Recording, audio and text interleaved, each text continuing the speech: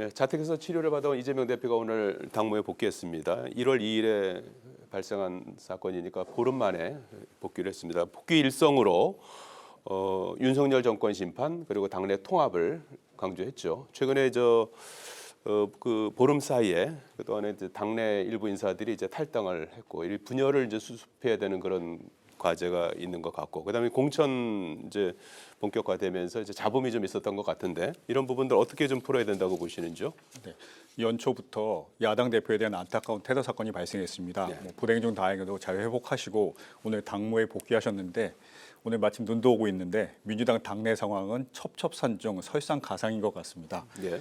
이낙연 전 대표나 원칙과 소속 상식 의원 세 분의 탈당 등 당내의 갈등이 좀 심화되고 있고요. 또 공천과 관련된 잡음도 끊이지 않고 있는 것 같습니다.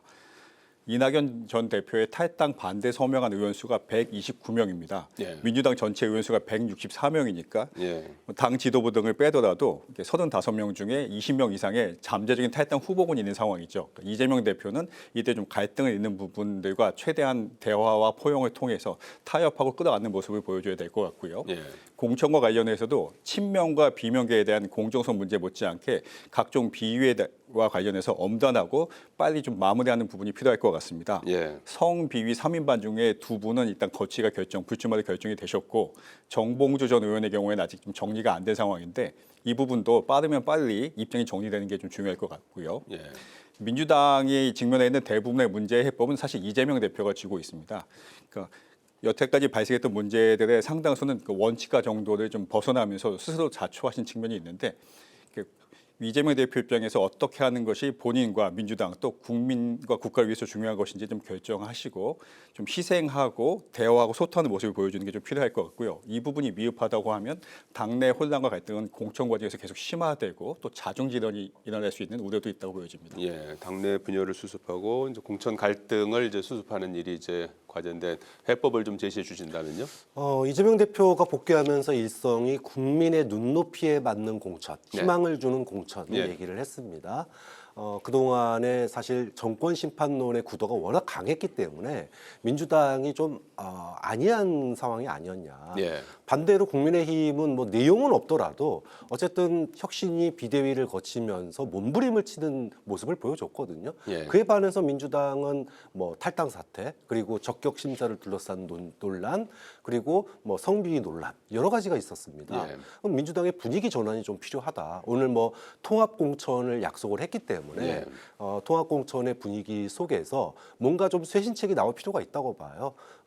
당연히 그동안 논란이 됐던 이재명 대표의 거친 문제도 저는 좀 뭐 예를 들어 불출마든 아니면 정말로 총선을 통해서 내가 국민들에게 뭐랄까 판결을 받겠다. 그래서 뭐 예를 들어서 뭐 비례 20번을 받고 뒤에 뭐 마지노선을 친다던가 예. 이런 결기와 결단 어떤 그런 걸 통해서 민주당 내의 지금의 분위기를 바꿀 필요가 있다고 봅니다. 예. 결기와 결단, 심기일전, 분위기 쇄신이 필요한 시점이다. 그 주문을 해주셨는데요. 지금 선거제 문제도 또 빨리 풀어야 될 과제 중에 하나 아니겠습니까? 그래서 국민의힘은 뭐 병립형으로 이미 이제 정해졌고 지금 이제 민주당이 최근에 이제 연동형 비례대표제를 할 것이냐, 이것도 하나의 이제 선택지로 보고 있는 것 같아요. 특히 일각에서 거론되고 있는 야권의 비례연합정당.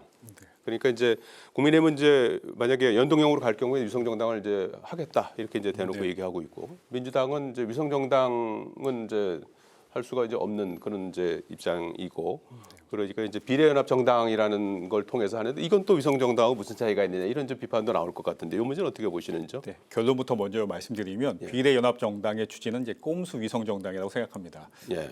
네. 총선 1년 전까지 선거법이 정하도록 되어 있는데 뭐 현재까지 계속 지지부진한 상태에 있습니다. 뭐 지역구 획정의 경우에는 현역 국회의원의 경우에 늦게 돼도 크게 불리함이 없기 때문에 지연되고 있고요. 예. 비례대표 선발 방식은 제도의 장점이나 뭐 실리 이런 부분, 또 국민들 보시기에 어떤 게 유익하고 이해하기 쉬운 거 이런 부분보다는 어떤 제도가 우리 당 의원을 많이 당선시킬 수 있는데 좀 주력하다 보니까 민주당 입장에서 아직 당론을 정하지 못하고 있는 상황입니다. 예. 민주당은 당초에는 준연동형 방식 선호했습니다만은 최근엔 또 제3시대 신당 바람 등이 불면서 병립형을 고민하고 있고 또 최근 일부에서는 연동형 23석 그 병립형 24석의 뭐 반반 제도까지 논의가 되고 있는데 무슨 네. 치킨 국회의원이 치킨도 아니고요. 이런 제도가 나오는 상황 자체가 국민들 보시기에 매우 좀 안타까운 상황이라고 보여지고요. 예.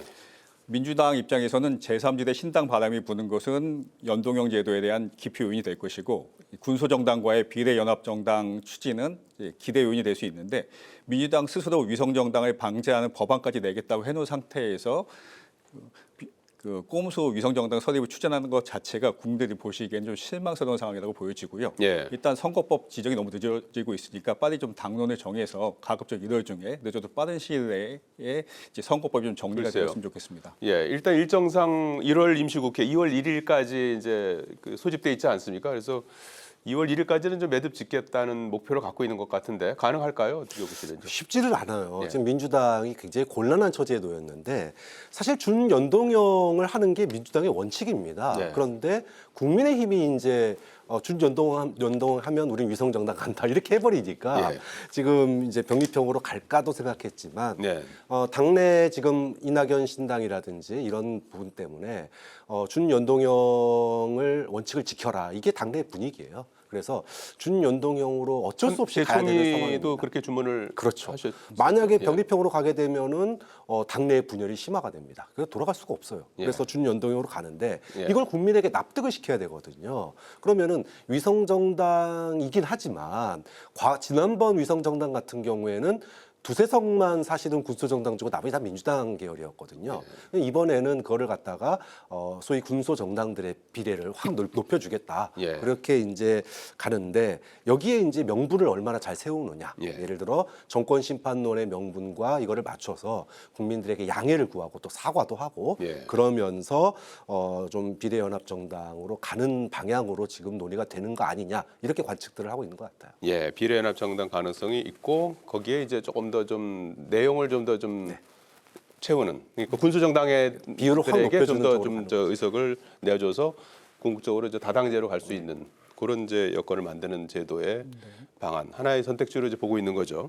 자, 이런 가운데 이제 한동훈 국민의힘 비대위원장이 연일 정치 혁신안을 이제 던지고 있습니다. 그래서 뭐 불체포 특권 포기라든지 금고 이상 확정식 그 동안에 받은 세비를 반납한다든지 또 자당의 어떤 규책 사유가 발생해서 치러지는 재보궐 선거에서는 후보를 내지 않는다든지 거기에 더해서 어제는 국회의원 정수를 50명 확 줄이는 안을 제시했습니다. 이거는 뭐 여야가 합의하면 되죠. 네. 의원 헌법상 뭐 의원 수는 200명 이상으로 돼 있고 네. 공직선거법으로 이제 구체적으로 숫자가 정해져 있기 때문에 공직선거법만 개정하면 되는 문제입니다. 네. 합의가 가능할 수 있을까요? 어떻게 보시는지요? 예, 또 국회의원 정수 축소는 불체포 특권 포기나 이제 금고용 이상인 경우에 세비 반납에 이어서 국회의원의 특혜와 특권 내려놓기 시리즈의 이제 연속선이라고 좀 평가가 되는데요. 국회의원 정수 축소 문제에 대해서는 뭐 여론조사 결과에 따라 좀 차이가 있지만 대다수의 여론조사 결과에 보면 60% 이상의 국민들의 압도적인 지지를 받고 있습니다. 그만큼 이제 의원 수를 국민들 줄이라. 예, 국민들 입장에서는 국회의원들이 제 일을 못 하고 있다 이렇게 좀 평가하고 있는 것 같은데요. 예. 그럼에도 불구하고 이제 국회의원의 이해관계가 아닌 선거법조차 법을 어겨가면서 확정이 못하고 있는 상황에서 국회의원 정수를 줄이는 문제에 대해서는 여야 할 것 없이 국회의원 전체의 좀 집단적인 반발이 좀 예상되고 쉽지는 않을 것으로 보여집니다. 예. 그럼에도 불구하고 국민의힘이 22대 총선에서 과반 이상을 차지하게 될 경우엔 추진될 가능성이 좀 있다고 보여지고요. 안타깝게도 21대 국회가 역대 최악의 국회로 평가를 받고 있고 이제 새로운 국회가 열릴 때마다 최악의 국회라는 오명을 이렇게 갱신하고 이렇게 이어받고 있는 상황이 되고 있는데요. 22대 국회에서는 의원 정수의 축소 여부를 떠나서 국회의원들이 각종 특혜와 특권을 내려놓고 좀 국민들이 기대하는 의정 활동, 국가와 국민을 위해 좀 헌신하고 책임을 다하는 이런 활동을 하면 좋겠고 예. 각 당의 공천 과정에서도 이런 분들이 대거 공천을 받을 수 있는 상황이 되면 좋겠습니다. 예. 의원 정수를 뭐 줄이자는 얘기는 이전부터 국민의힘에서 이제 계속 나왔었죠. 김기현 대표 체제에서도 이제 10% 30명 줄이자는 안을 이제 냈었고요. 이번에 이제 50명을 줄이자. 그러면 이제 비례 의석이 47이니까 비례 의석만 이제 줄이면 뭐 되긴 될 것 같은데 현실적으로 또 반론도 만만치 않은 것 같아요. 그렇죠. 예. 사실은 지난번에 김기현 전 대표가 30석 줄이자고 했을 때 국민의힘 의원들에서도 현실성 없다. 예. 반대 여론이 높았습니다. 그러니까 쉽지는 않은 거예요. 근데 지금 내놓은 안들이 뭐 한동훈 비대위원장이 새롭게 내놓은 건 없습니다. 그동안에 논의됐던 거 모아서 얘기하고 있는 건데 이제 묶어가지고 이거를 지금 정치 개혁이라고 한단 말이에요. 네. 자, 그런데 정치 개혁의 진정성이 이게 이제 선거 프레임 아니냐라는 이제 비판을 받을 수밖에 없는 게 국회의원들 정치 혐오가 국회의원들 때문에만 생기느냐.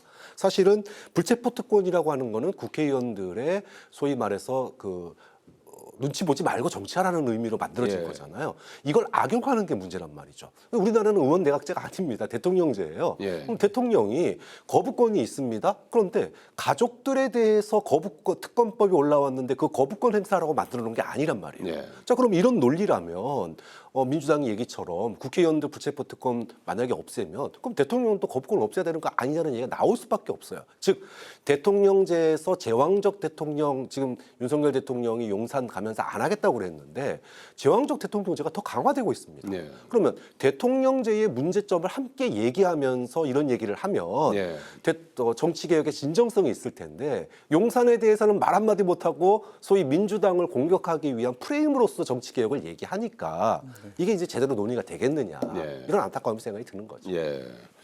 일각에서는 또 국회의원 수를 줄이는 것이 오히려 의원의 또 특권이 더 커진다. 그렇죠. 이런 그 논리도 있는 것 같아요. 왜냐면 뭐 총 예산은 놔둔 채로 국회의원 수를 늘리는 것. 그렇게 되면은 1인당 세비가 줄어들겠죠. 예. 뭐 이런 얘기도 나오고 다양한 얘기가 나오기 때문에 예. 이거는 뭐 국민들이 원하니까 이것만으로는 할 수 없는 여러 가지 국민점들이 있습니다. 여론으로는 이제 국회의원 수를 줄이라는 여론이 또 압도적이고 그 사이에서 이제 좀 해법을 찾아 나가야 될 것 같습니다.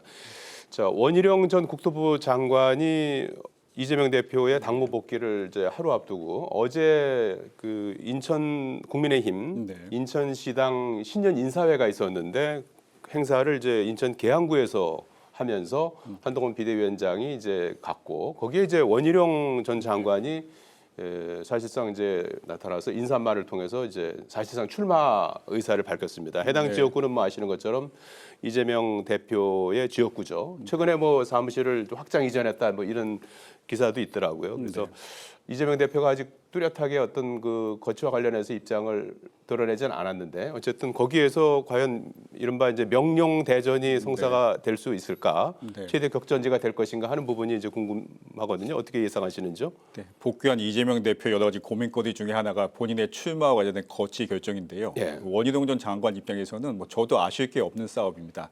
인천 계양구 자체가 험지이기 때문에 혹시 결과가 좋지 않아도 소위 젖잘싸라고 졌지만 잘 싸웠다고 평가를 받게 될 것이고 예. 혹시 승리하게 되면 대권 후보로서 본인의 체급을 높일 수 있는 좋은 기회가 될 거라고 보여지는 데 비해서 이재명 대표는 이겨야 본전인 싸움이기 때문에 예.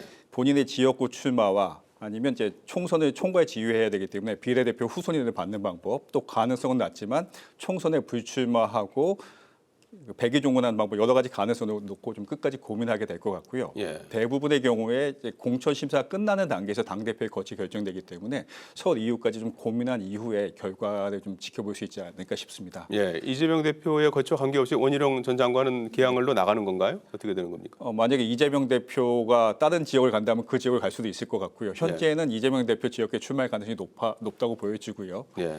뭐 성사 가능성이 어떻게 될지 모르겠지만 만약에 성사가 된다고 하면 22대 총선의 최대 관심 선거구가 될 것 같습니다. 예, 결국 이제 궁금증은 이제 이재명 대표가 이제 어떤 결정을 할 것인가 하는 문제인데요. 어떻게 예상하시는지요? 저는 뭐 명령대전이 성사되기가 쉽지가 않을 거라고 봅니다. 네. 앞서서도 제가 민주당이 지금 쇠신이 필요한 상황이다. 좀 뭔가 전환점이 필요하다 그랬는데 결국은 그건 이재명 대표의 거취 논란과 함께 갈 수밖에 없어요. 뭐 아까 얘기하셨던 것처럼 불출마라든지 또는 다른 뭐 험지라든지 또는 뭐 비례 후순위라든지 이런 쪽으로 아마 갈 가능성이 좀 높기 때문에 예. 총선 전체의 승리를 위해서 뭔가 변화가 필요하다. 자, 그런데 만약에 원희룡 전 장관이 개항을 해 출마를 했는데 거기에 이재명 대표가 아니라 다른 분이 공천을 받았다. 근데 졌다.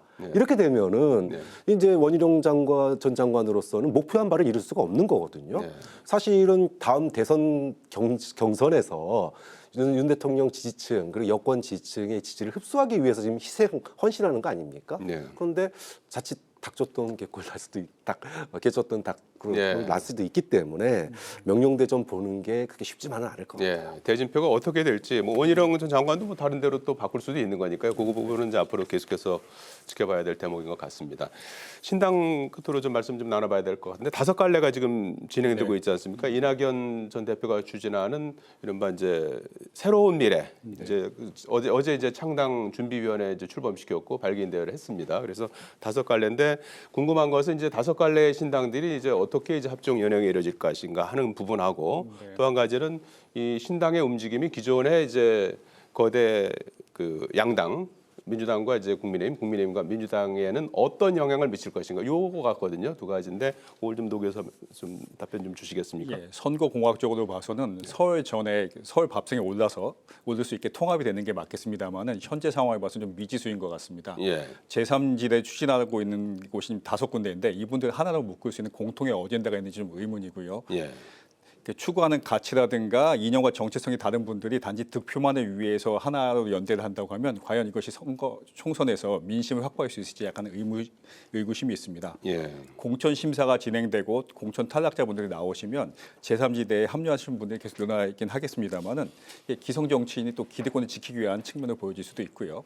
이낙연 전 대표가 기존 양당 정치의 폐해를 막고 새로운 선택지 주시겠다고 했는데 그러기 위해서는 뭔가 새로운 인물과 새로운 가치가 필요하고요. 네. 거기에 맞는 인물 쇄신, 새로운 인물이 좀 필요할 것 같습니다. 예. 현재로서는 좀 회의적이다 이렇게 보시는 거군요. 각 당의 이해관계가 같지 않기 때문에 예. 최종 단계에서는 좀 어려울 것 같습니다. 빅 텐트는 아니더라도 이제 작은 텐트도 쉽지 않을 거로 보시나요? 이게 악마는 디테일이 있다고 해서 이제 그냥 하나의 연대의 필요성은 느끼지만 예. 세부적으로 조율하는 과정이 쉽지 않을 것 같습니다. 예. 저는 결국은 기호 3번을 따느냐 못 따느냐가 관건이라고 봐요. 이게 2월 14일까지 기준이라면서요. 네. 예. 만약에 지금 국민의힘이 3선 의원들 예. 마이너스 15% 감점을 줬거든요. 예. 동일 지역구 출마할 경우. 그 대부분 다 PK란 말이에요. TK, 예. PK. 예. 그럼 거기서 공천이 어려우신 분들 최대 35% 감점이 이루어지기 때문에 예. 그분들 중에 몇 분이 만약에 이준석 개혁 신당으로 가게 되면 3번을 독자적으로 얻을 수 있다. 그러면 굳이 이낙연 전 대표 측과 뭐 저자세로 통합할 가능성을 안 느낄 겁니다. 필요성을. 이준석 개혁신당이 그렇죠. 그러니까 저기 매직 넘버가 7석이죠. 그렇죠. 근데 그거를 가질 수 있다면 통합은 더 어려워질 거다. 네. 반대로 이낙연 새로운 미래는 사실은 좀 더 아쉬운 점이 많아요. 그러니까 독자적으로 7석을 가져갈 수 있겠느냐가 지금 어려운 상황이거든요. 그러다 보니까 현재는 3석이죠. 네, 통합에 좀 더 목을 거는 모양새인데 이준석 전 대표 측은 총선 이후까지 생각을 해야 된단 말이에요. 그럼 총선 이후에 만약에 국민의힘이 패배했을 때 독자적인 당을 가지고 있다면 국민의힘으로 다시 복귀하거나 뭔가 새로운 변화가 가능한데 이낙연 전 대표 측과 합당이 돼 있다 그러면은 기동의 여지가 굉장히 좁아집니다. 예. 그렇기 때문에 결국은 기호 3번을 독자적으로 따느냐 못 따느냐 이거에 따라서 결국에는 못 딴다면 느슨한 선거연합 정도로 합당이 가능하겠으나 만약에 독자적인 기호 3번이 가능하다 그러면 통합은 결 쉽지 않을 거다. 다만 설 밥상에 제3세력의 필요성을 인식을 시켜야 되기 때문에 그때까지 논의는 아마 활발하게 이루어질 겁니다. 알겠습니다. 자, 오늘 말씀 여기까지 듣겠습니다. 고맙습니다. 고맙습니다.